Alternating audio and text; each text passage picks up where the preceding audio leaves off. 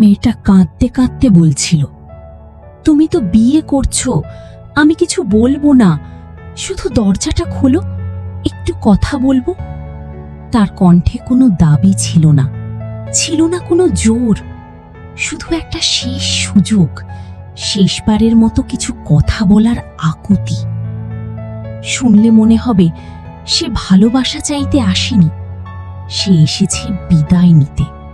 তার চোখে রাগ ছিল না, অভিযোগও না, ছিল শুধু ভাঙা স্বপ্নের স্তূপ আর একটা অপূর্ণ ইচ্ছা, একটু কথা বলবো। বাড়ির সামনে লোকজন দাঁড়িয়ে, কেউ তাকিয়ে আছে, কেউ হাসছে, কেউ আবার ফিসফিস করে কিছু বলছে। কিন্তু তার কাছে পুরো পৃথিবীটা তখন শুধু একটা দরজার এপাশ আর ওপাশ।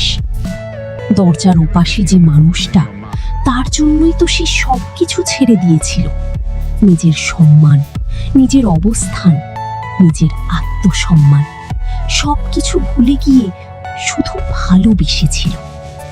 তবুও সেই মানুষটাই দরজাটা খুলল না।